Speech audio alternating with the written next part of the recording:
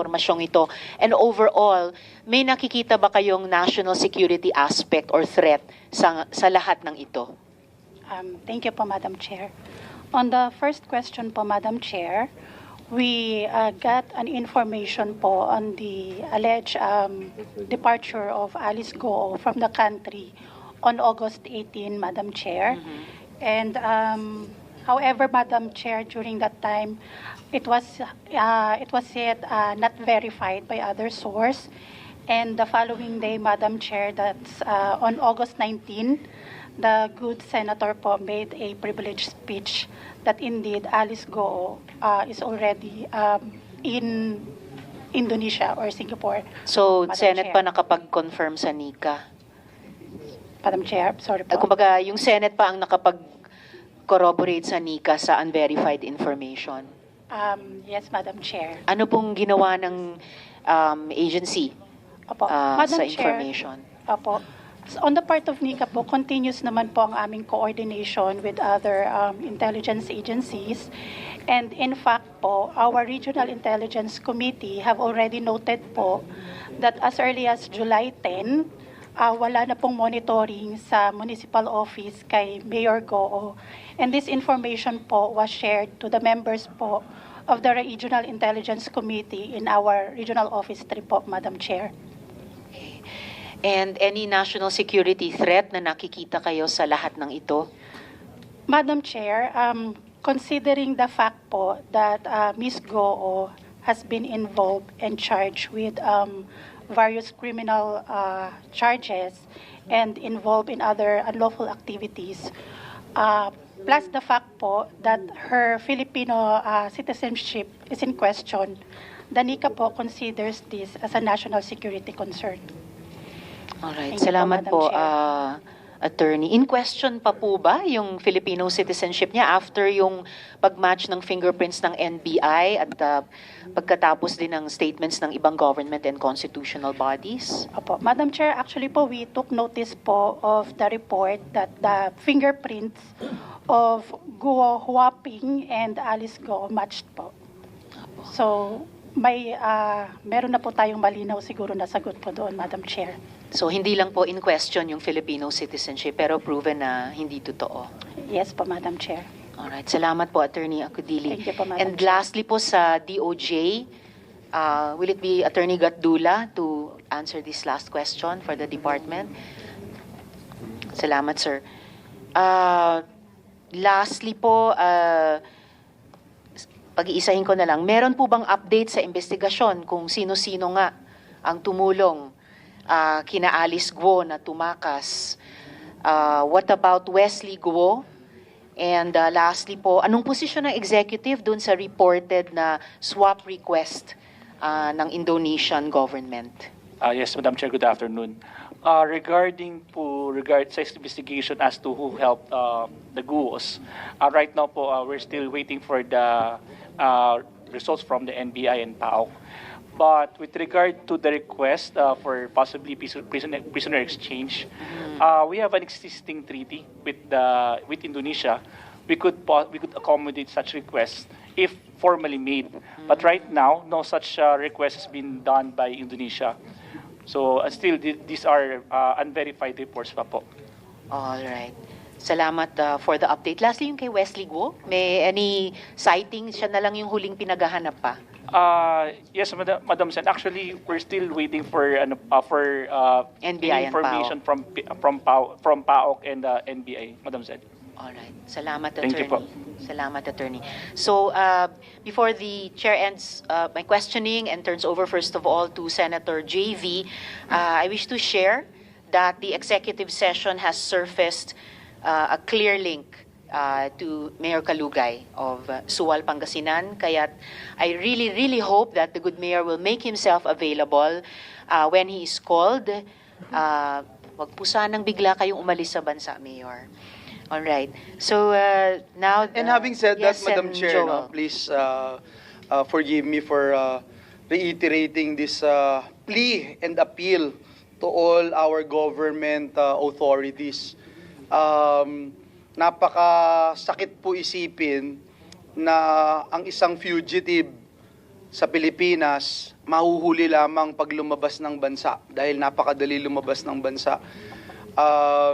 Let it be a lesson to our PNP, Coast Guards, Bureau of Immigration, at iba pang mga government agencies, because this is not something we should all be proud of. Nakakahiya po tayo. Sampal po sa ating lahat ito. And binabanggit ngayon ni Sen. Risa, marami na ho kaming nakukuhang informasyon, ang committee na ito, ang Senado, and ayaw naman namin na ma-delay na naman dahil makakaalis na naman ng bansa easily at sasabihin na naman na hindi alam na sila ay mga persons of interest. Salamat po, Madam Chair. Salamat, Sen. Joel. So the Chair now recognizes Sen. JV for his questions. Sir. Thank you, Madam Chair. Anyway, we received information, the Secretariat, that yung mga taga-PAOK, they're attending the budget hearing in the other house. Baka nakalimutan nila, may budget hearing din tayo next week ng Office of the President, which usually, Madam Chair, as of courtesy, breezes through. But this time, I am thinking, considering to ask that the PAOK's budget be deferred, because this is a clear disrespect to this committee, di ba? It's very important. This is a very important investigation, and sila po yung nasa one of the primary agencies that is really active here. And likewise, Madam Chair, next week, no, OP budget, so if they do not show up before 5, I might move that their budget be deferred. Yung OP, papasa po natin, that's attached agencies.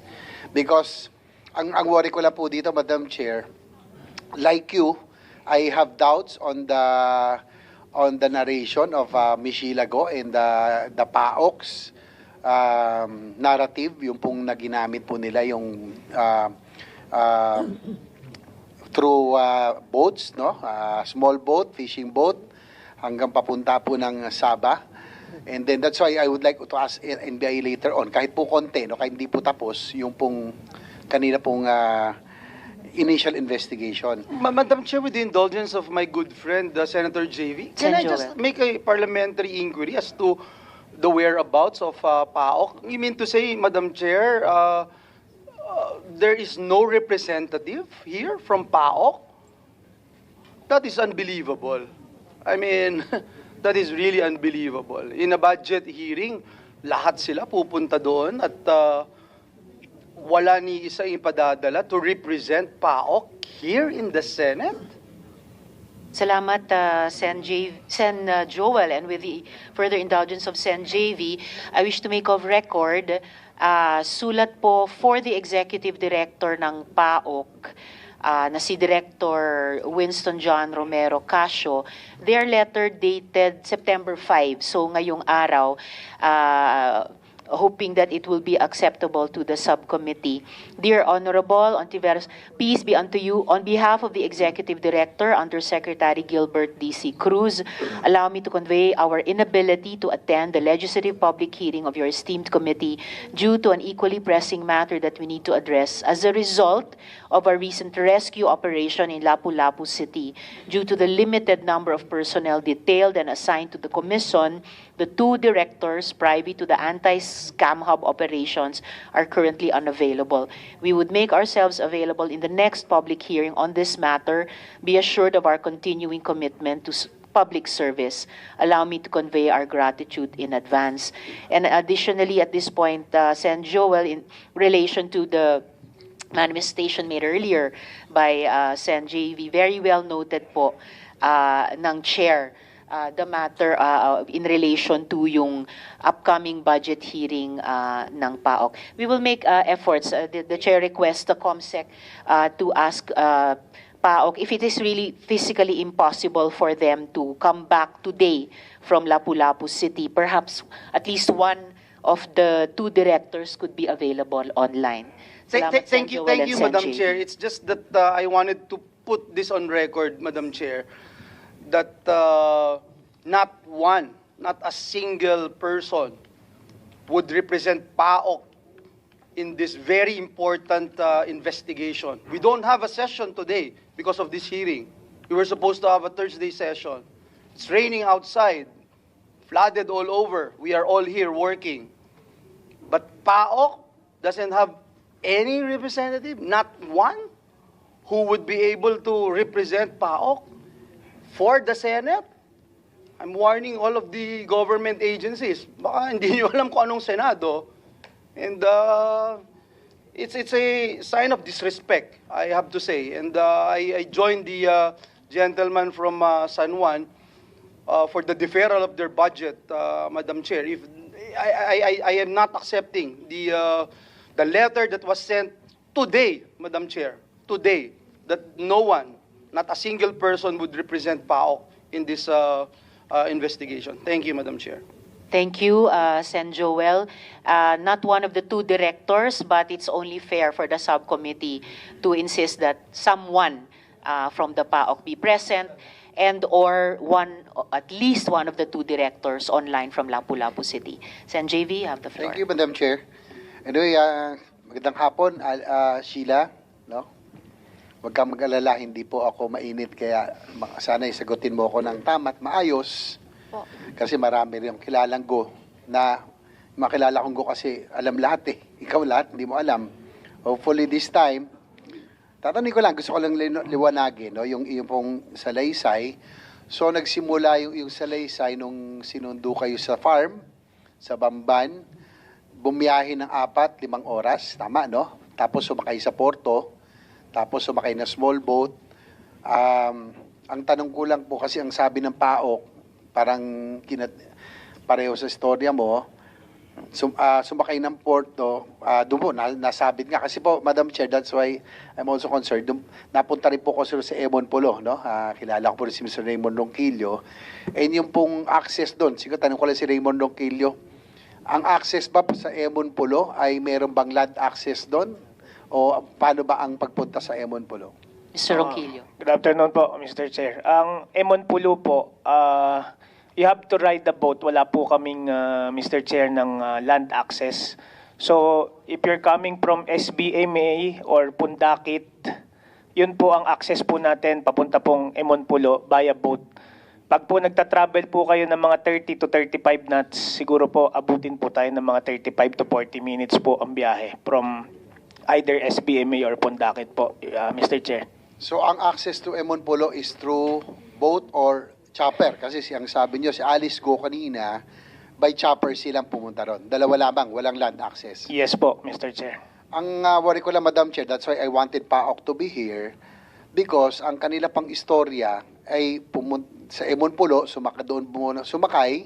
In fact, sabi ni Mr. Casio noon, nakikinig po ako sa inyo eh, kaya nga hindi na ako nag-attend sa hearing with the able stewardship of the chair and si Senwin, Sen Joel, maayos na eh. Kaya lang, nabahala ako sa statement ni Mr. Casio ng PAO na sabi na galing sa Emon Pulo, in fact, nagpunta ang kanilang agents doon at meron yatang record, no, si Mr. Ronquillo na nagpunta ang PAOK doon August 2. Diba? Tama ba? Yes po, Mr. Chair. August 2 po sila nagpunta. At ang sabi ni Mr. Casio, 1 hour and a half lang ay hindi nakaalis na si Mayor Alice Guo at hindi nila inabutan. Yun ang kanyang salaysay. Pero ang tanong ko lang, siguro sa PNP can confirm, Mr. Ronquillo earlier said that August 1, dahil nga sa duda, sinamahan po niya ang regional, kung sinong official ng PNP from Region 3, pumunta po ng Emon Pulo to make an inspection. Sino pa pwede sa PNP? General Salvador. General? Yes po, based on the report from the Directorate for Intelligence, may validation pong ginawa doon. At based doon nga po sa regulations nila na talagang based na rin doon sa statement po ni Mr. Ronquillo. So sumama po talaga, General Salvador. May opisyal ng Region 3 that went to Emon Pulo, kasama po si Raymond Ronquillo. Yes po, meron po. August 1, no? August 1 That was po. August 1. And then PAOK went August 2. Ang ano ko lang doon, tapos ang sinabi ni Mr. Casio, 1 hour and a half lang, umalis na po, no? Na late bow sila. nandun na po ang PNP na August 1, hindi ba sila nakipag-coordinate sa'yo na hindi nila alam na nagkaroon na kayo ng inspection? Nag-coordinate ba ang PAOK sa PNP? Wala pong report ang PRO3 as to the coordination po ng PAOK po. Okay, salamat po. Siguro matanong ko lang din ang Coast Guard. Ang Coast Guard, sa meron ba tayong monitoring? Is there a monitoring ng mga barko na dumadaan sa atin, no? Fishing vessels, anyway, yung big, alam na natin yung mga maliliit na mga sea vessels, no? Mga speedboats, hindi na natin inaano yan eh. Pero yung mga bigger ships, no? Don't we have a way to monitor? Ang pagkakaalam ko ay meron tayong automatic identification system, tama ho ba? Sa bawat vessels ay required para alam nyo po ang registration, alam nyo po kung saan itong bansa na nakarehistro, etc. Yung information. Sige po. Vice Admiral. Vice Admiral Punsalan. po. Thank you, Madam Chair, Your Honor. Doon po sa automatic identification system, meron pong regulation na ang certain ships, particularly 500 gross tons for 300 gross tons for passengers above, tsaka 500 gross tons above for cargo, kinakailangan po meron silang AIS transponder at nag-emit po ito ng signal. Ang Coast Guard po, among other agencies, may capability rin po to track this. We have sea vision systems bilang halimbawa para makita at ma-monitor po natin ito. So, during those times, no, kasi ang salaysay po ni Shiela Guo, sila po'y sumakay ng malaking vessel, no, ang papuntang Sabah. Wala bang kahinahinala or suspicious na movement or any record of whatsoever na meron ho talagang from galing Zambales, pumunta ng Mindanao hanggang po sa Sabah? Coincidentally po, right after the hearing, nag-initiate po yung mga units po natin to determine and backtrack on the movement of ships. If I'm not mistaken, there were 5 merchant ships. Ito po yung mga cargo vessels po na malalaki with very high freeboards na monitor po natin, and we have records for that, and we can submit to this August body, to the committee, just to manifest that we have such a capability to track. But this type of vessel, we are still uncertain with the type of the big boat. The big boat po. Kaya nga po, we also wish that we can get answers to mga katanungan kung ano yung experiences during the transferring, if indeed the allegations are true, Madam Chair. Anyway, submit to the committee. At least we have that way, Madam Chair, to verify through the AIS, meron pa tayong capability to track the movements and the routes of the different vessels that traverse the country. So, paki-submit na lang po sa committee. Please do that, Vice Admiral. And JV colleagues, PAOK Director Casio is available and online now for any questions from the subcommittee. Please proceed, JV. Miss Shiela Guo, siguro habang inaantay natin si Mr. Casio mag-online, siguro pwede niyong nakikinig naman po ako doon sa inyong mga salaysay. Anyway, gusto ko lang siguro malaman, yung pong sinakyan niyo ba vessel, fishing boat o merchant ship, yung malaking barko yung hanggang umabot ng hanggang Sabah, paki-describe lang po. Sorry po, hindi ko intindi po. Anong itsura nung barko na inyong sinakyan papunta po ng Sabah? Yung malaking... Yung malaki po. Malaki, no? Oo. O ano ba siya, pang-isda? Ang una akit ko kasi, hindi ko sure kung yung kulay kung silver o gray. May nakita ko yung lake, yung panghuli na fish, yung maliit lang na doon sa gilid.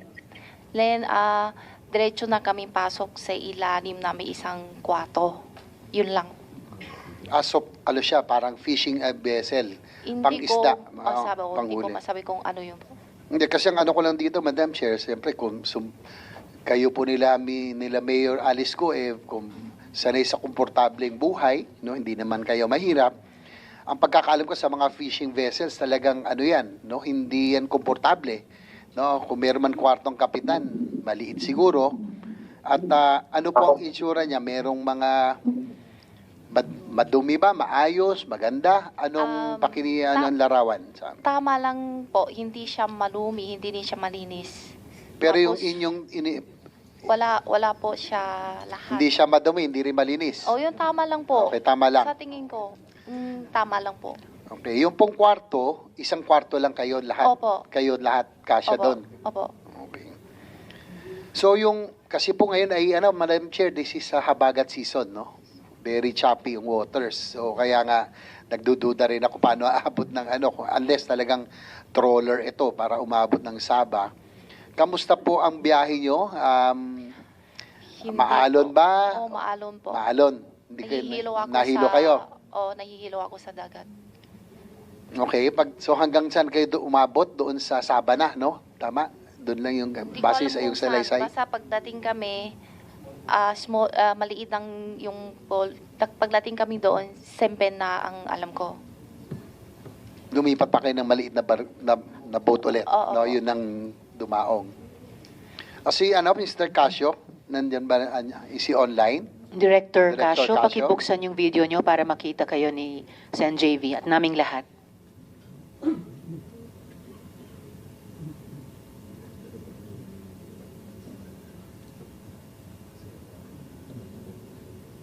Good afternoon, Madam Chair. Mobile lang po. Ay, Director Good afternoon, Casio. Director. Thank you for this effort because I really wanted to ask you because like the chair, even the DOJ secretary, meron po kaming duda doon sa inyong salaysay na nanggaling po sa Zambales, sumakay ng boat, no? Kayo yung sa PAOK, yung sa NBI at DOJ po galing sa South.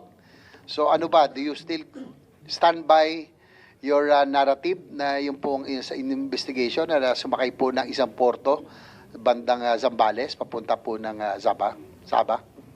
Magandang hapon po, Mr. Chair, Honorable Ercito. During the last public hearing po ng subcommittee, we already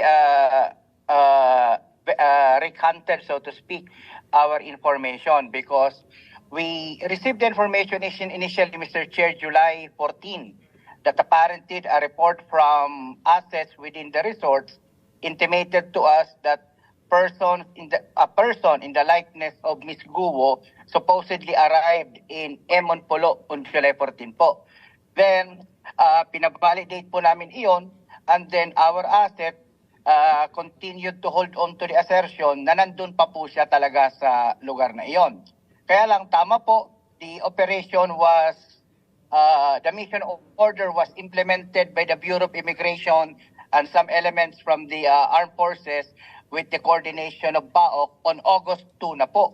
No? So a few weeks after the supposed sighting. Then during the last hearing, it was made public yung timeline ng mga events that supposedly point to the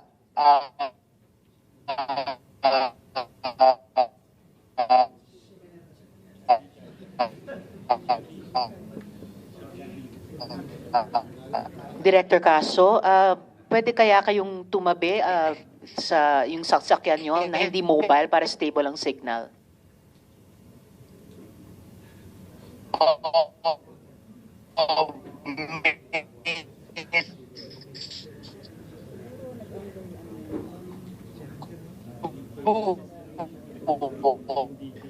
Siguro while waiting, Madam Chair, Yes, for please Director proceed. Casio. Through the questionable tool to state Director Casio, mali nga siguro, po yung aming natagport minsan. Ang ano ko lang, Madam Chair, Director Casio, siguro tumabi muna kayo, no? Ma'am, sige lang po. Ayan, Hanap po okay kami ng paparkingan. Sige Park po. muna Okay, tayo. salamat, Director. Ayan, okay naman eh. Director Casio, okay na kayo?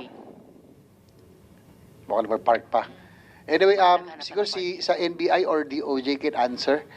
The DOJ Secretary Remulla, doubts, no, the story of Park, sir. Alice Guo, Shiela Guo. Yung Yes, po, sir. Nakapark po kami. Yun po. Nakapark na kayo, Director Casio? Sige, Director Casio, pakiayusin muna yung connection nyo and then come We'll go back back to you. online. Opo. Sige, anybody from NBI?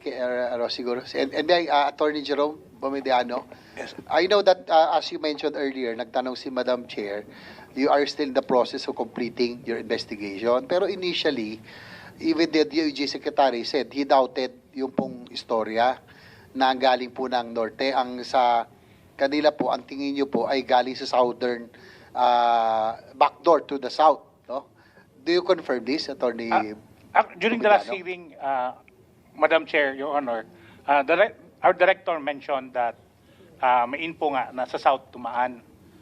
So, that's why we are validating all this information na nakuha namin. Tapos, nag-coordinate na rin kami sa lahat ng foreign counterparts natin para ma-establish talaga natin kung paano siya lumabas dito sa bansa. So sa NBI mas kayo sa southern backdoor and DOJ initially. Kahit initial lang, hindi naman kailangan. I know that you are still collating your investigation. Yes, Your Honor. Initial information, Your Honor. Initial. Madam Chair, that's why I ask kasi conflicting no, yung PAOK, parang they are yung narrative parang pareho kay Shiela Guo to the yung both story yung sa gusto natin malaman sa NBI naman DOJ through the southern backdoor through probably a private plane.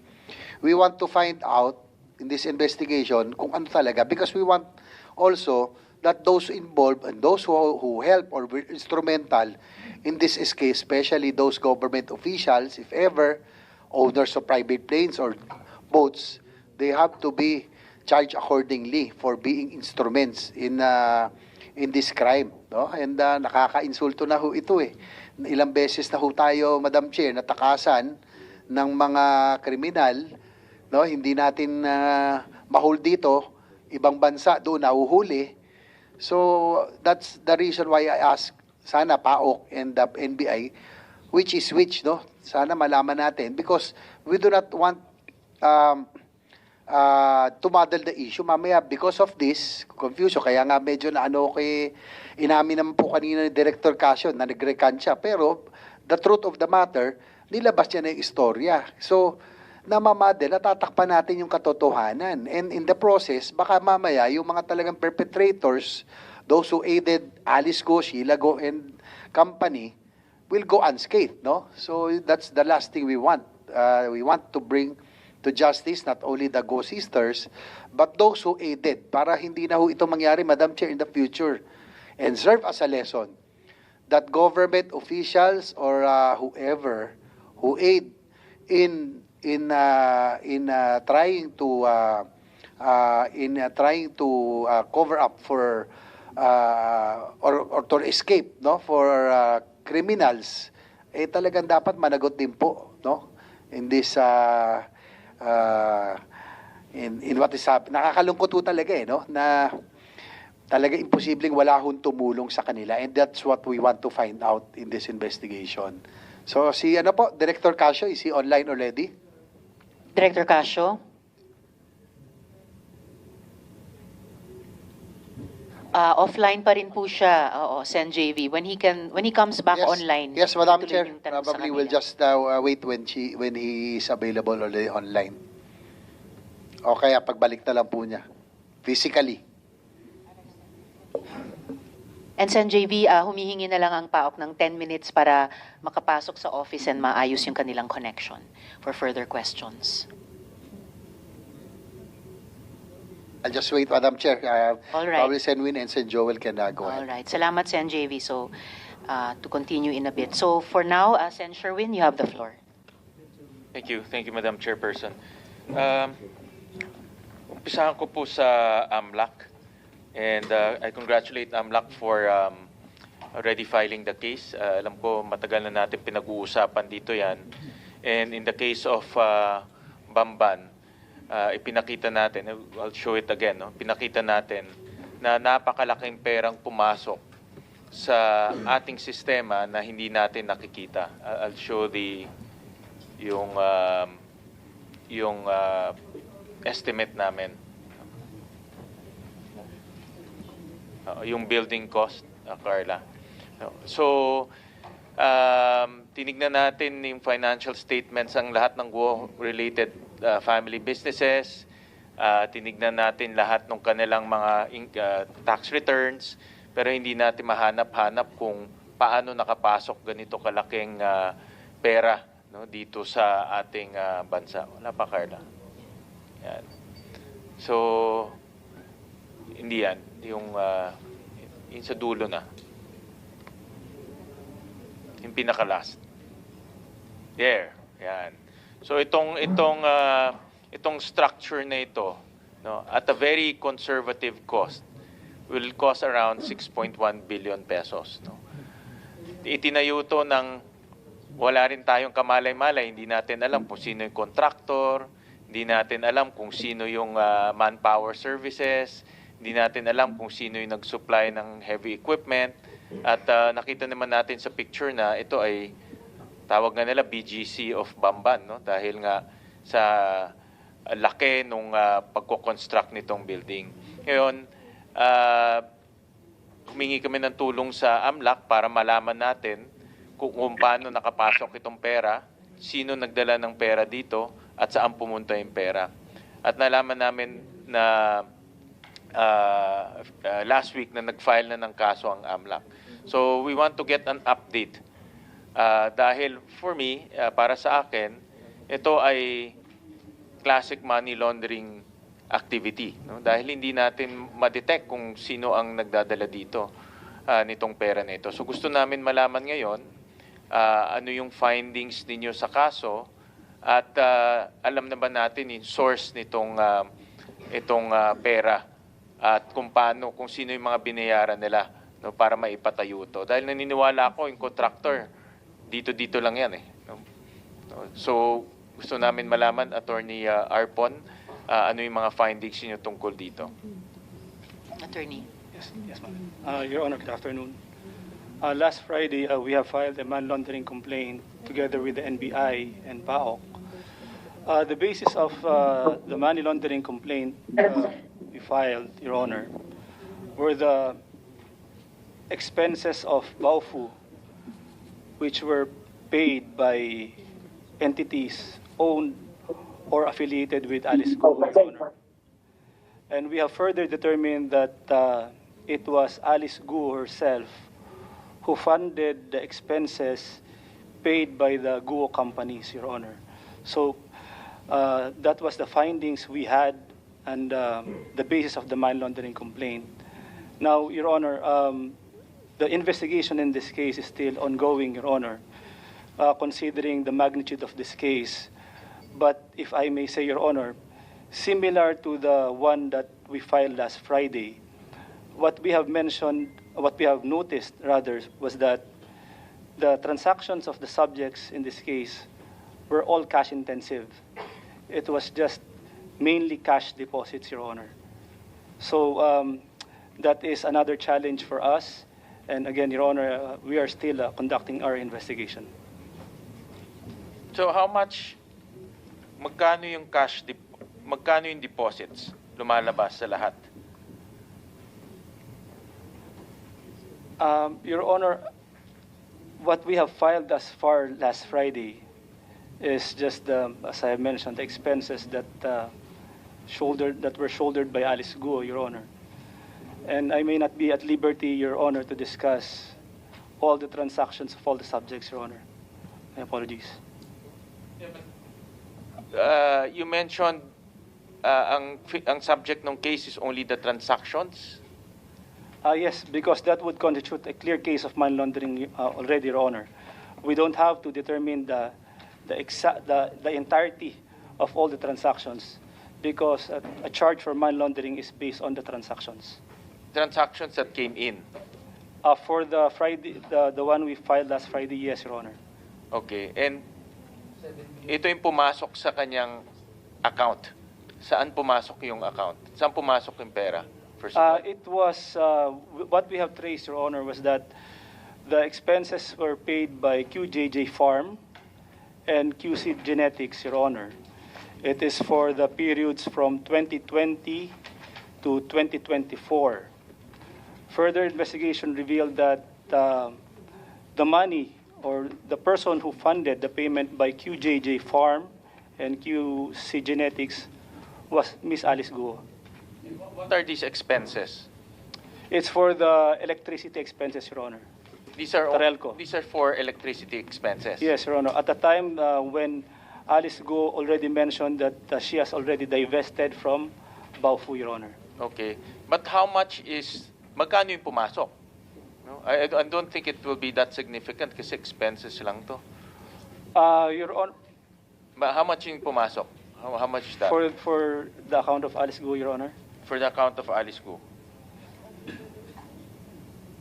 Your Honor, under Section 8A of the AMLA, I would be glad to discuss that, Your Honor, in executive session.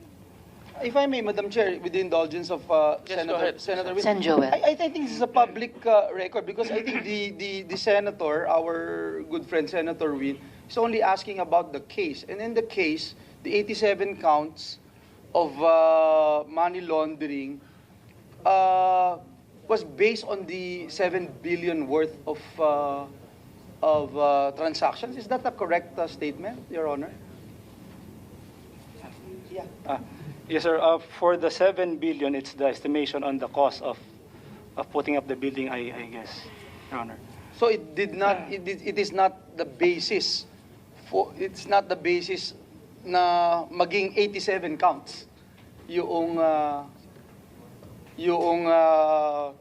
counts ng money laundering case na final ng AMLA kila Alice Guo.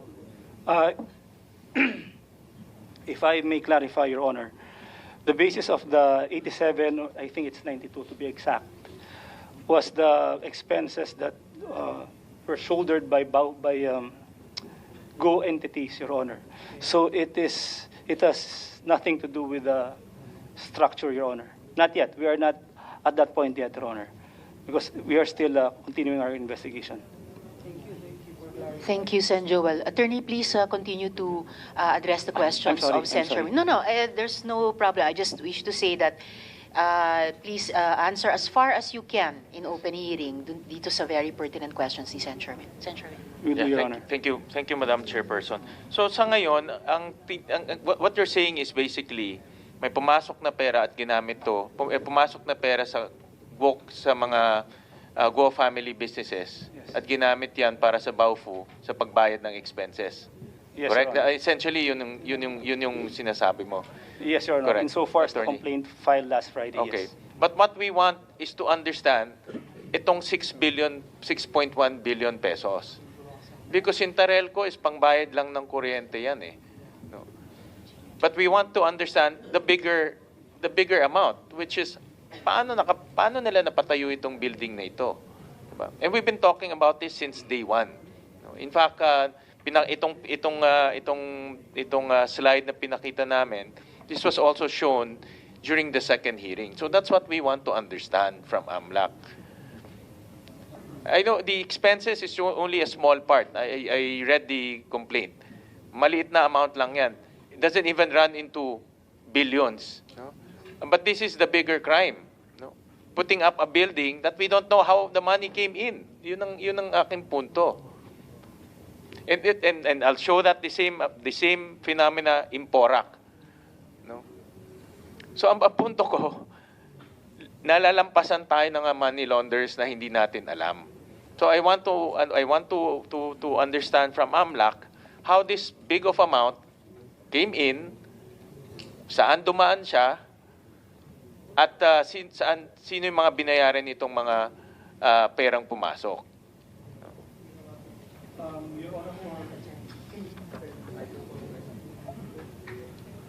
Your Honor, what I can disclose at this point, Your Honor, considering that the bank accounts of Guo, some of the bank accounts were mentioned in the money laundering complaint that we filed last Friday, I can discuss up to that point, Your Honor. It's no longer covered by the confidentiality under Section 8A of the AMLA and Republic Act 1405. Now, for the accounts that we have examined, that were used in committing money laundering in relation to what we have filed, we have observed that the transactions, as I mentioned earlier, they're all cash intensive, cash deposits amounting to millions, which is very unusual. If you are a legitimate business person, you won't transact in cash. What further fuels the suspicion, Your Honor, is that the possible source of income of Alice Guo, it is not commensurate with the declared source of income of Alice Guo, Your Honor. So, saan nanggaling yung cash deposits? Your Honor, in money laundering investigation, cash transactions really pose a challenge for us, Your Honor, because we have to determine who are the possible cohorts or those in cahoots with the person so that we can cross-match the transactions. So all of this, okay, we're talking about the expenses or we're talking about this building? I'm referring to the transactions that we have observed in the account of Alice Guo, Your Honor. Okay. And all of those came in the form of cash. Cash ang deposit. Lahat puro cash siya. A majority, Your Honor, amounting to hundreds of millions, Your Honor, including the QJJ farm, Your Honor, the declared source of income, even the paid-up capital, would not support the transactions, Correct. the hundreds of millions in That's transactions. right. We saw that. We Yes. demonstrated that. I'll show the financial statements. It's we demonstrated that. Ang tanong nga namin is how much ang pumasok. That's what we want to understand. For the account... For everything. Again, Your Honor, I may not be at liberty to discuss all of the Kailan nyo ba accounts. pwedeng sabihin? Because we've been talking about this for 3 months running already. No? And we need to understand, the public needs to understand kung bakit may money laundering. Because yung money laundering, kailangan rin natin may paliwanag yan sa taong bayan. Dahil yan rin yung pinakamalaking krimen dito. Yan yung isa sa pinakamalaking krimen dito sa nangyayari ngayon. No? So kailan ba namin pwedeng malaman? Kasi I remember during the hearing, we were made to understand, and we respected that once the cases are filed, and it forms part of public document, then pwede na natin pag-usapan dito yung mga detalye. So that the public will understand what government is doing in order to go after people who launder and also prevent this from happening again. Your Honor, if I may respectfully submit, Your Honor, while we admit that we have already filed a case before the Court of Appeals, which covers all the accounts of Alice Guo, we respectfully submit, Your Honor, that this is still covered by the confidentiality provided under the Anti-Money Laundering Act, Your Honor, specifically Section 8A of the law. So our hands are really... Up to when can we disclose this to the public? Your Honor, we were given up to 6 months for the freeze, Your Honor.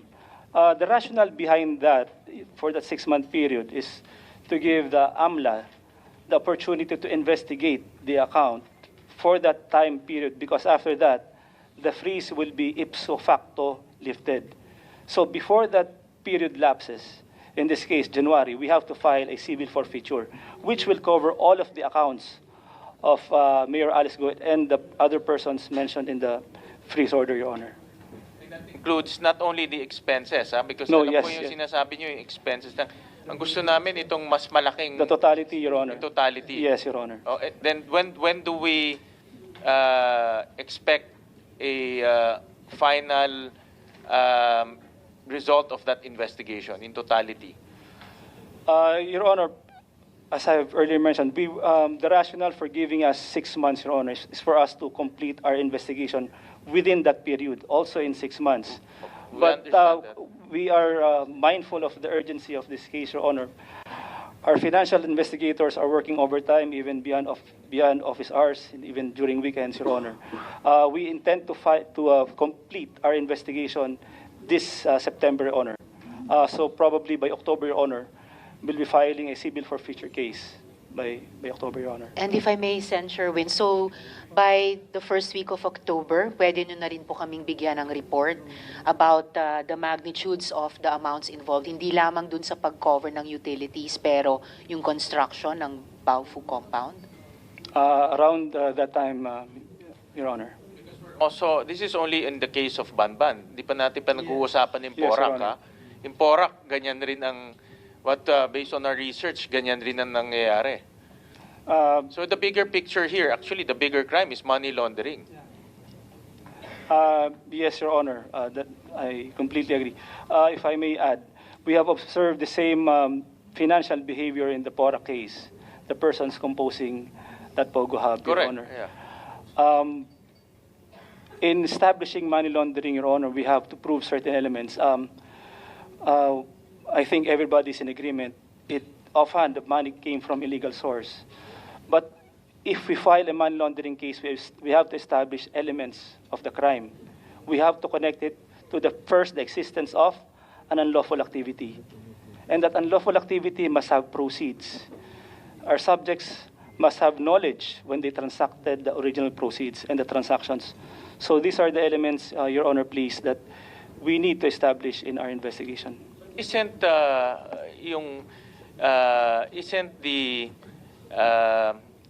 concept of the income is not commensurate to the deposit? It's already a criminal aspect.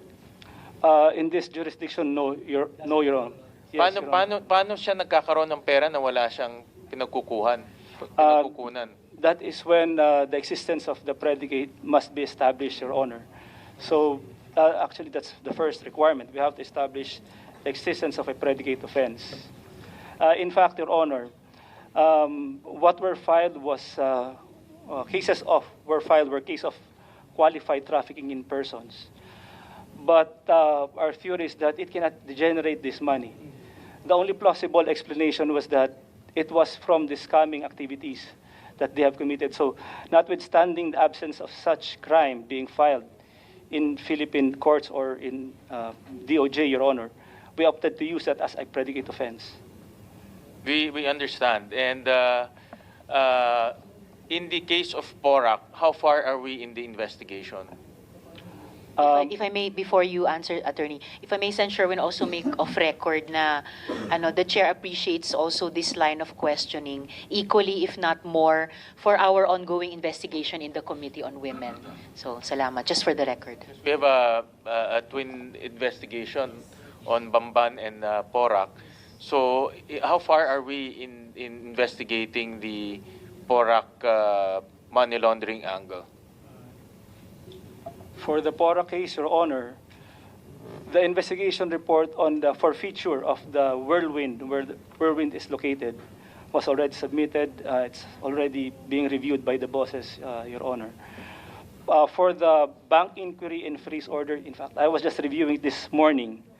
We'll finish it by not later than tomorrow, Your Honor. So we're looking at next week that the cases will be filed for bank inquiry and freeze order.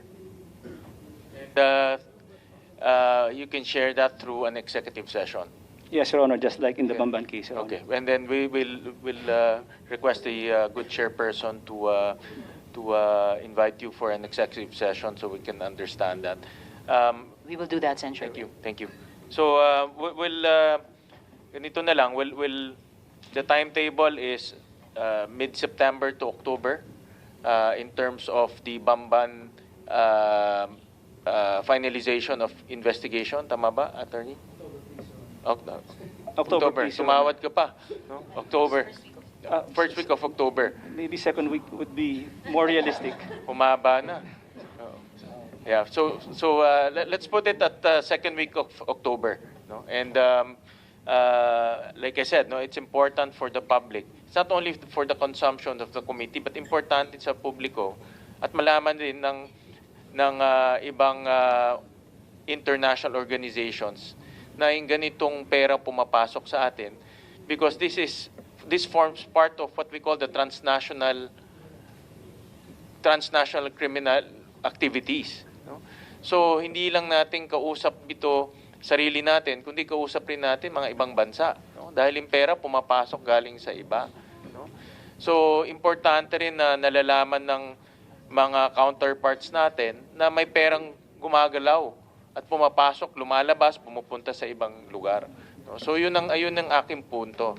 Na importante rin na nalalaman nila na mayroong ganitong kalaking pera.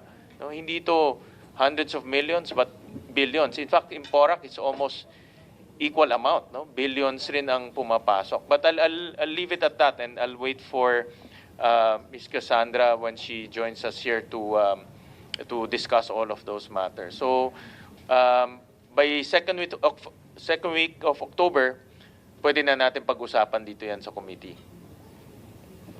Yes, Your Honor. Surely, this October we'll finish our investigation. It's just have to go to some process in our office, and it will be filed by first half of And then we October. can talk about it here in the committee. In totality, Your Honor. In totality. Yes, Your Honor. All right.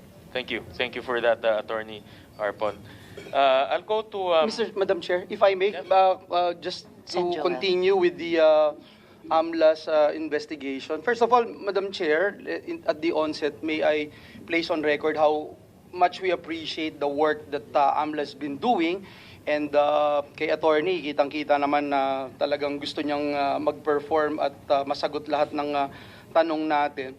Ang na-appreciate ko yung binanggit ni attorney na itong 87 counts na ito, kasi nababalita kasi na itong 87 counts ay nanggaling doon sa umaabot na 7 billion na kabuuang halaga nitong nakaraang Biyernes na final ng AMLA. Yun kasi naging report, attorney. Kaya I really think na maganda talaga itong nagyayari ngayong araw na ito dahil nakaklarify natin na hindi po yun yung basihan ng 87 counts. At yung 87 counts na yun, panimula pa lang, Madam Chair, kaya magandang maintindihan din ni Ms. Shiela, Madam Chair, yung sinasabi nyo sa 87 counts, 500 years na, panimula pa lang ito, Madam Chair. At money laundering pa lang yung pinag-uusapan po dito, Madam Chair.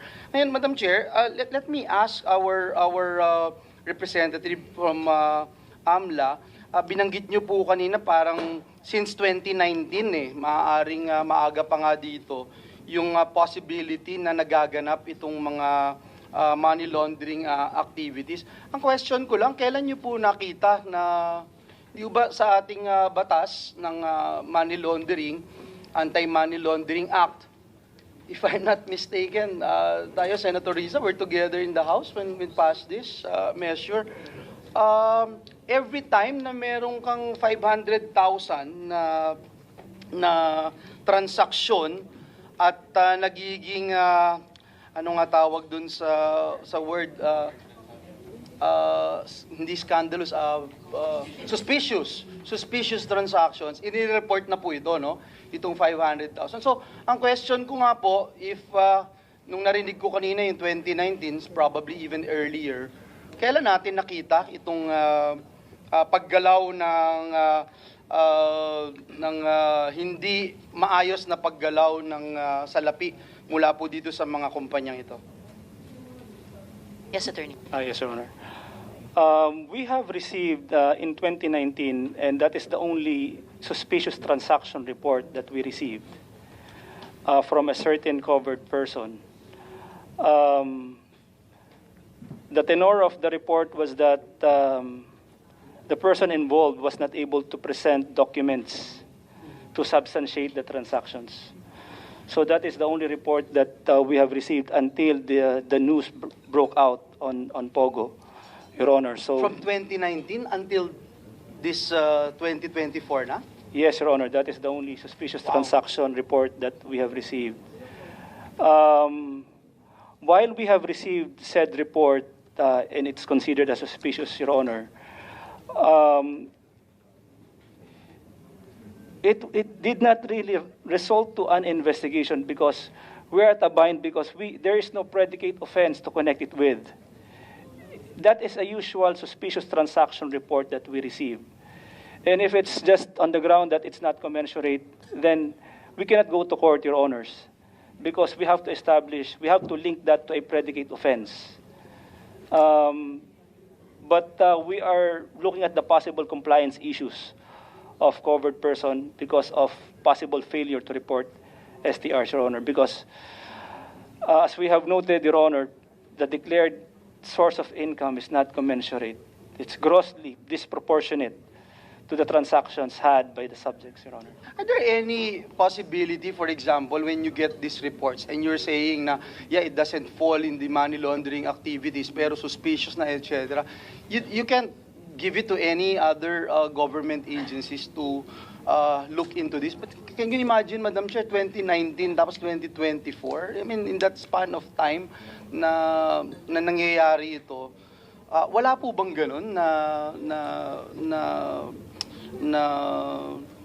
kapangyarihan o at least SOP on your part to give it to another government agency to push through with the investigation, sir? Sir, the AMLAC is in close coordination with our law enforcement counterparts, PIDEA, NBI, PNP. And the reason for that is that because we need to establish the predicate offenses. And we have a mechanism to share information. So if we receive suspicious transaction, then we have a facility to share information. In fact, it's done, I cannot disclose how we do it, but it's done very fast, Your Honor. So it means to say, Your Honor, that the police authorities are aware of this, na since 2019, meron ng ganitong information. Might not be competent to address that. Yeah, but I think it's obvious, Madam Chair, that they're aware because they're part of this. I just wanted to place on record, Madam Chair, yung complaint po ng AMLA, no? It states here, and I quote, Alice Guo and her cohorts intended to create layers and layers of corporations to make it appear that they were engaged in profitable and legitimate businesses. But in fact, they are not. So, itong statement na ito, parang klaro na sa inyo, well, took some time, and at the same time, let me point out, Madam Chair, that at this point in time, we remain in the gray list pagdating po dito sa mga huge transaction costs na experience ng ating OFWs and the multinationals. So, with that, Madam Chair, may I pose this question to AMLA? Perhaps the question is, what are we currently doing in the gray list of the Financial Action Task Force? Ano po yung actions that we can learn from this? What should we be doing to get us out of this? Because if I recall it right, Madam Chair, tayo na lang po yung ilan na lang po ba itong nasa gray list? Parang embarrassing na po na konting-konti na lang yung countries na nasa gray list. Pag nasa gray list po tayo, yung transaction cost ng ating mga OFWs, mga multinationals, lumalaki po. And because of this, yung every time may magpapadala ng salapi to and from the Philippines, nagkakaroon ng utmost scrutiny, Madam Chair, no? So nagkakaroon ng delay din minsan in transferring the funds, hindi real time. So ito lang yung concern natin, no, as we are talking about the efficiency of our AMLA, and at the same time, when it comes to legislation, meron ba kaming pwede pang gawin para makatulong po dito, Your Honor? Briefly, please, Attorney Arpon, and then we'll return to Sen. Sherwin. Your Honor, with respect to the Philippines being in the gray list, that is correct, Your Honor. And at present, there are only 3 action items left for the Philippines to address for us to escape the gray list. And we have addressed all of those 3, Your Honor. And we are very optimistic that we'll be able to get out of the gray list. As regards legislation, my pay grade might not be my pay grade. No, that's a serious question, Attorney, kasi sa recommendations ng committee report, since this is in aid of legislation, in case meron na pong namumuong rekomendasyon na ang Council. I'll confer with the bosses first, Your Honor, and I'll get back to you. One last po, so who's monitoring your performance ng AMLA? The performance of AMLA in BSP or DOF? No, we are BSP employees, but there is a separate law creating the Anti-Money Laundering Council, Your Honor. Yes, and you submit reports to Congress quarterly, if I'm not mistaken. Is that right? I'm sure we do submit reports, Your Honor. To Congress? Yes. Is it quarterly? Not aware, Your Honor. Anyway, thank you. Thank you, Madam Chair. Thank you, Senator Win. Salamat, Sen Joel. This is actually a very good case for AMLAC to lead removing our country from the gray list. Salamat, Sen Joel. Yes, If I may, you have the floor. as regards to the legislation, Sure. ma'am, Yes. you mentioned Attorney. perhaps if we can legislate that we don't have to establish it if it clearly appears that the money is from legitimate source, we can have it forfeited, we can file money laundering case, and then that will make our jobs a lot easier, Your Honor. You mean if they're clearly from illegitimate sources? Yes. Okay if- po, we will take that under consideration na po for the recommendations ng committee report. And actually, nung sinabi nyo rin, before I turn back to Sen. Sherwin, na you had to establish pa predicate crimes, naisip ko na, well, at least that's another way the Senate has been useful, I believe. Kasi yung earlier investigations ng committees on labor, economic affairs, women, and now also the justice and human rights, I suppose has been useful din sa AMLAC to make your case about money laundering in the first place. Pero salamat dun sa rekomendasyon nyo about remedial legislation. Back to you, Senator. Thank you. Thank you. Attorney Arpon, you said that dapat ma-prove muna yung predicate crime. No? Ibig sabihin may krimen muna. Yung pera nanggaling sa krimen, di ba? Yes, Your Honor. We have to establish the existence of a predicate offense, but it is not a requirement under the law that there must be a case, much less a conviction on the predicate offense, Your Honor, because money laundering is independent. But what we do have to establish is that there is a predicate offense and that the money that we are investigating is the proceeds of the predicate offense, Your Honor. Itong pagpasok ng pera na suspicious and unjustifiable, hindi ba red flag na ito? It is a red flag, Your Honor. It is a suspicious transaction. Oo, so suspicious transaction na siya, red flag na siya, pero umabot pa ng 4 na taon. Tsaka tuloy-tuloy siya, diba? From 2019, pinakita nga namin, from 2019, 2020, 2020, tuloy-tuloy siya. Yes, Your Honor. We might not, hindi nyo siguro na-establish yung predicate offense, pero definitely unjustifiable yung pagpasok ng pera dito. Lalo na, hindi siya tugma doon sa negosyo at kita nila Alice Guo. Well, Your Honor, the tenor of the report was that the contracting party was not able to present the document. Allegedly, it was about sale of land, but Your Honor, the transactions themselves would raise red flags already, Your Honor, because it's not commensurate with the declared source of income, basing it on the capital, Your Honor. And That's why ang question is, lumabas lang to during the hearings when our chairperson conducted the hearings. Kung hindi pa ito lumabas sa hearings, then there's no investigation that will happen. So tuloy-tuloy lang pumapasok yung pera na hindi na-imbestigahan dahil yung sources hindi nagtutugma doon sa kanilang kita. Hindi ba dapat pag pumasok, for example, millions pumapasok every month. Alam ko, hindi mo masabi, but every month pumapasok siya millions in cash. Hindi ba dapat imbestigahan na natin kaagad to? Bakit umabot pa ng 4-5 taon bago, at dahil nga sa investigation, kaya tinignan natin to? Your Honor, the report is a subject of intelligence information, Your Honor.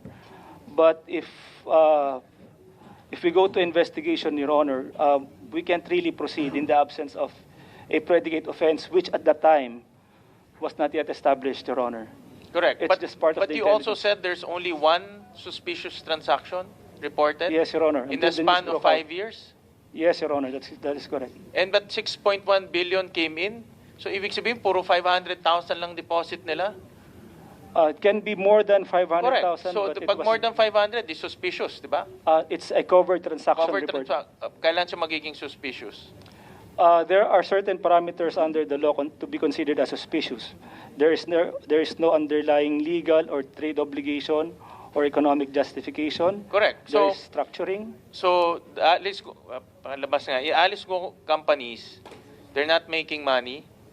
Di ba? Alice Guo herself, wala siyang income na pinagkukunan. Di ba? And yet, nagde-deposit sa QJJ Farm, sa QJJ Embroidery, o personal, millions. Hindi ba suspicious yun? It should have been reported by covered persons as suspicious transaction. Correct. How Your come Honor.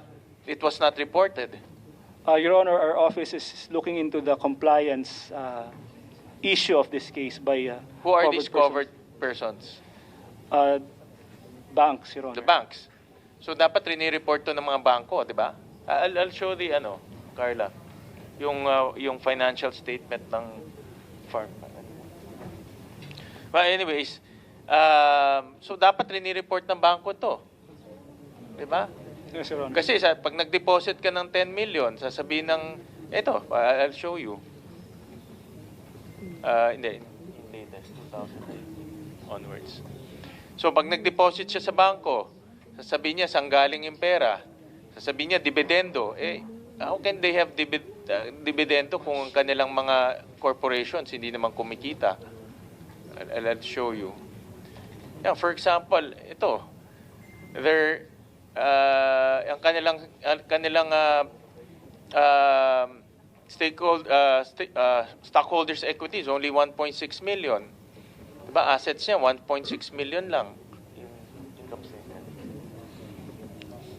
Diba?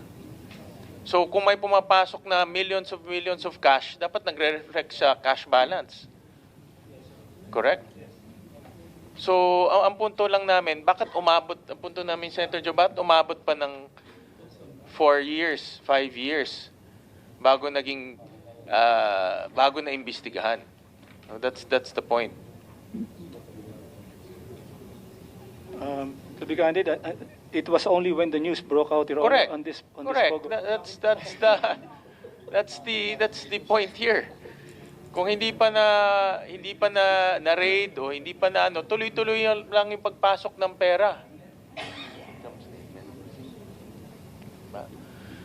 So, and the bank should have reported that these are suspicious transactions because the financial statements don't reflect the proceeds. Tama? It is not justified by the... Correct. declared, yes. It's not justified. Yes, Your Honor.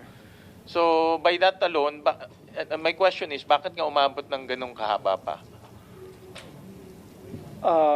Your Honor, with respect to the suspicious transaction report filed way back in 2019, Your Honor, there is no predicate offense mentioned in the report. So, it only formed part of our intelligence information, our database. But to be frank, Your Honor, we cannot proceed with the So, ibig filing sabihin, of case. walang nagre-report ng suspicious transaction?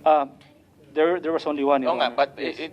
along the way, walang nagre-report? Walang bangko nagre-report? None, Your Honor. So, possible ba na kasama rin yung mga bangko sa kanilang illegal operation? May cover up?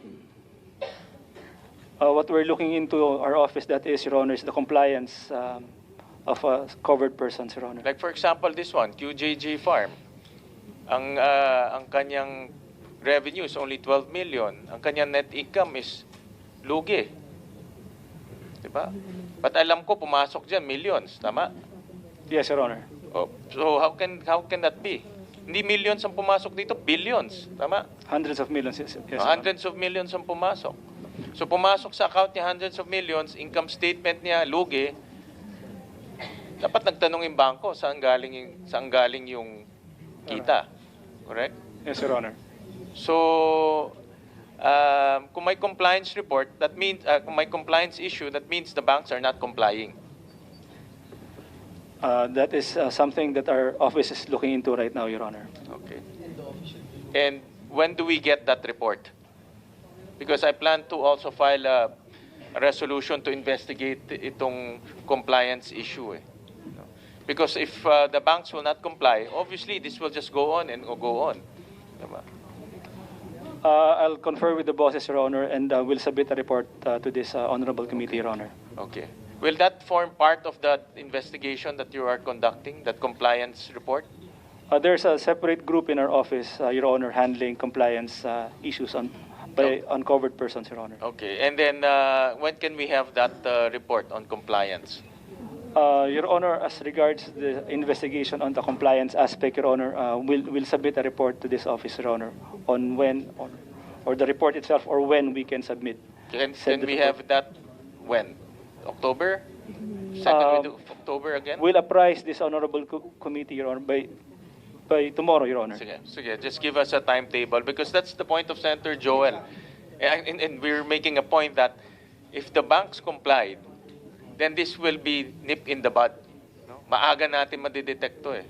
No? Pero hindi nga nagko-comply kaya umabot ng ganito kahaba. Diba? And that's why I want to actually connect that to the amount that is coming in, no? Which you cannot disclose for now because the investigation is still ongoing. And we respect that.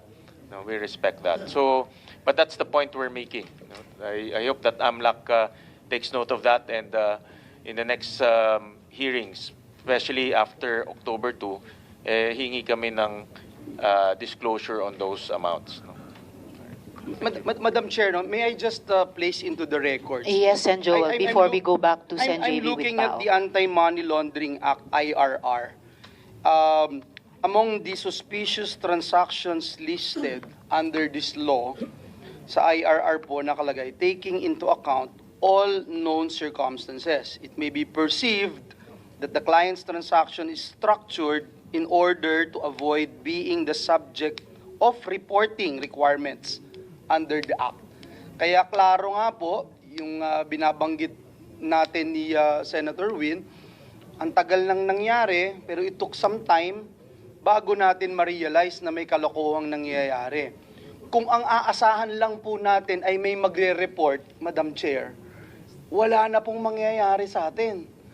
Kung ang NBI, ang DOJ, ang BI, etc., aasa na lang sa report na babanggitin dito sa Senado, wala po. Magiging baliwala po yung ginagawa nila. And that's why, Madam Chair, I'm pounding on the performance of AMLA because it's unacceptable for the Filipino people to say na, ito nga, 2019 may nag-report na, but there was no follow-up. Ito nga, suspicious na yung mga transactions nito mga kumpanya na ito. Ang liliit ng kita, pero billion-billion, isang lugar lang papatayuan ng mga buildings. Madam Chair, nung hinuli si Alice Guo, kitang-kita. Kami ni Senator Sherwin and Senator JV nag-uusap. Pinignan ho namin lahat ng news. CNN, BBC, Al Jazeera, at kung ano-ano pang lahat, no? Nandun lahat. So tinitingnan po tayo ng buong international community at babanggitin ko ulit, tayo ay patuloy na nandoon sa gray list. Kung hindi po natin ito ma-address at ipakita rin sa mundo that we are dead serious in addressing this particular issue, hindi ho maganda sa imahe natin at lalo na dun sa tinatamaan dito sa mga gray list na ito. Salamat, Madam Chair. Salamat, Sen. Joel. So very well taken yung recommendation ng AMLAC to look at amending the law para hindi na kailangan may predicate crime pa na mapatunayan bago matreat ng AMLAC na kumbaga actionable information or intelligence ang isang pag-red flag ng isang covered or suspicious transaction. So at this, yes, Sen. Sherwin, before, oh, I'm sorry, you're continuing. Oh, I'm so sorry, I thought you were, all right, please continue, Sen. Sherwin. Thank you, Madam Chairperson. I'll jump to another topic, and this concerns the Guo family. So gusto ko magtanong kay Shiela. May mga simpleng at basic na tanong lang ako para lang malaman namin kung ano ang naging dahilan kung bakit pumunta dito ang Guo family at paano sila napasok sa mga iba't ibang negosyo. So unahin ko kung anong year ka pumunta, anong year ka dumating dito sa Pilipinas? 2001 ata. 2001. Sino kasama mo at that time? Ako lang po. Ikaw lang mag-isa. At nasabi mo during the last hearing natin na pinapunta ka dito para magtrabaho kay Guo Jiangjong. No? Kay Daddy. Tawag mo daddy pero hindi siya Tunay na tatay. hindi mo biological father, no? Hindi tunay na tatay. And sino si Lin Wenyi? Tita ko po. Asawa ba siya ni Guo Jiang Zhong? Partner niya. Ha? Partner. Partner. Okay. And si Li Wenyi, nanay ni Alice Guo. Ang alam ko ang nanay ni Wesley. Nanay ni Wesley. Si Lin Wenyi. Opo. Sino ang nanay ni Alice Guo? Sabi ni Daddy, isang Pilipino pero hindi ko kilala. Sabi niya, isang Pilipino. Huwag ka magsisinungaling, ha? Dahil meron kaming mga records. Oh, hindi po. Ah, Sabi kasi ni Daddy eh. sinabi ni Daddy na ang nanay niya ay Pilipino. Okay? Na isang Pilipino. Na isang Sabi ko, Pilipino. tanungin Sino ko yun? kung Sino yung Pilipino na Oh, yun? yun ang tanong ko. Sabi niya, wala na. Anong wala Dati na? pa. Maliit pa lang siya, wala na. Wala na. Mm. So, sino ang... si Lin Wenyi, ang anak niya si Wesley. Opo. Ilan ang anak ni Lin Wenyi? Laluwat, tatlo, yung isa nawala sa tiyan niya. Tatlo, isa nawala sa tiyan niya. Yung isa si Wesley. Yung isa, Kuya niya. Kuya si niya. Semen, oo. si Semen. Nasaan si Semen? Siguro nasa China po ngayon. Nasa China siya ngayon. Siguro po. Okay. And si Semen is Filipino or Chinese? Chinese po. Chinese citizen siya. Si Wesley, Filipino or Chinese? Filipino. Filipino siya. Pero alam rin namin na hindi totoo yun. Opo, I'm sure alam mo na yun. may Chinese passport ang ano niyo po. Si Wesley ba ngayon may Chinese passport? Hindi ko nakita, hindi ko sure. Hindi mo sure? Mm. Okay. Nung pumunta ka dito, you were, narinig ko during the last hearing, 16 years old ka, 17 years old? Mga ganyan po. Saan ka nag-aral dito? Wala po. Hindi ka na nag-aral? Hindi ka po. na pumasok? Hindi po. Nag-aral ka ba sa China? Opo. Anong school? Pwede po hindi ako sagot. Hindi naman, sa China naman yun. May Kahit kaso na sabihin po mo, ako kasi ito eh. hindi, school lang naman yun eh. Nasa China naman yun. Kahit sabihin mo, nasa China naman yun. Pero nag-aral ka doon ng elementary. Hanggang high school po. Hanggang high school. College? Hindi po. Hindi ka nag-aral ng college. Okay. Si Alice, saan nag-aral? Hindi ko po alam. Hindi mo alam saan nag-aaral si Alice? Hindi po. Nag-aaral ba siya? Hindi ko sure kasi ang alam ko meron siya homeschool. Kumaka sa bahay yata. Alam namin, mayroon din kaming ebidensya, hindi siya homeschool. Hindi ko po alam. Kaya huwag kang magsisinungaling. Hindi ko po alam, sir. Alam namin lahat, mayroon kaming dokumento, huwag kang magsisinungaling. Huwag kang susunod sa kwento ni Alice kasi alam namin may mga dokumento kami dito. So ang tanong ko, nag-aral ba siya o hindi? Hindi ko po alam. Ngayon hindi mo na alam. Hindi ko po Nag-homeschool sure. siya o hindi? Hindi ko sure pero ang alam ko may homeschool siya. Pero hindi ko nakita. Hindi mo, Kasi 16, nandito ako, malaki na siya eh. pero tawag mo sa kanya ate, di ba? Siya, Tawag hindi mo sa- ako ang ate po. Tawag niya sa iyo ate, no? Anong tawag mo sa kanya? Alice po. Alice, hindi Shobe or Hindi po. Hindi ganoon. Okay. Alright. And then itong si Guo Jiangjong. Si Guo Jiangjong nung pumunta dito, ano ang negosyo niya? Ang pupunta ako dito, meron na sila embroidery tsaka farm. Embroidery and farm. Opo. Nasaan yung embroidery and farm? Yung una lating ko nasa Manitawag. Nasa Balintawak. Opo. In farm, Nasa Tarlac. Banban po. nasa Tarlac. At Banban. ikaw, saan ka nagtrabaho? Sa Balintawak. Opo. Sa Balintawak ka nagtrabaho. Sa embroidery po. Okay. And then, anong negosyo nila sa China? Ang alam ko meron din embroidery sa China. Mayroon rin siyang embroidery sa China. Mm-mm. Meron rin siyang farming sa China? Ano? Meron ba siyang farm sa China? Wala po. Wala. Ang alam ko, wala.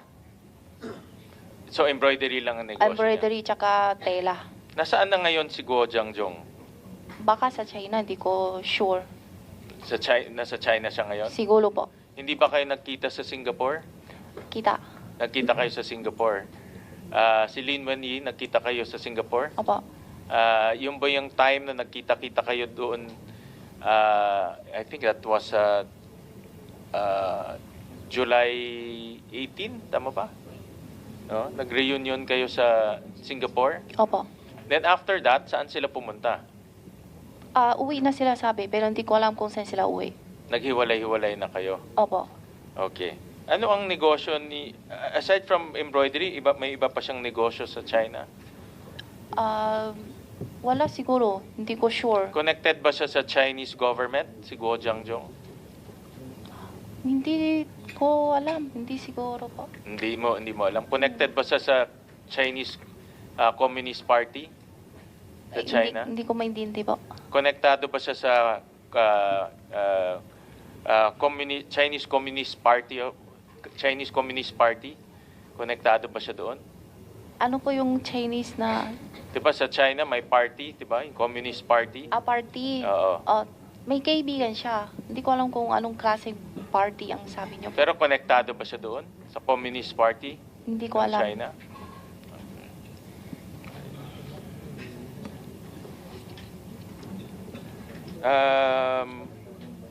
Nung pumunta ka dito, nagtrabaho ka sa embroidery, and then sinasabi mo may farm. Diba? At nakita rin namin na si Alice pumasok sa maraming negosyo. Diba? Saan niya nakuha yung pera niya? Sa business siguro po. Sa business, anong business yung pinagkukuha? Narinig mo naman kanina, no? Maraming pumapasok na pera sa kanya. Nakita rin namin, nakabili siya ng helicopter. Yung kanyang salin, 200 million. No? So, nanggaling siya sa China. Diba? Embroidery negosyo niya, pero hindi namin makita sa financial statements. Yung kita, pinakita kanina, lugi pa nga yung farm. So, saan niya nakuha yung pera niya? Hindi ko po alam. Hindi mo alam kung saan niya nakuha yung pera? Hindi ko po. Pero pinakita ko rin last time sa iyo na treasurer ka ng kumpanya. No? At CFO ka ng kumpanya. No? At meron ding corporate secretary ka ng kumpanya. So, ibig sabihin, yung position mo sa mga kumpanya matataas. Hindi ko alam. Nasabi ba sa'yo ni Alice saan niya kinukuha yung pera niya? Hindi po. Hindi ko alam po. Hindi mo alam kung saan niya kinukuha. Pinapaperma ka lang ng mga dokumento. Opo. Okay. Ba't ka naman pumiperma pag hindi mo alam?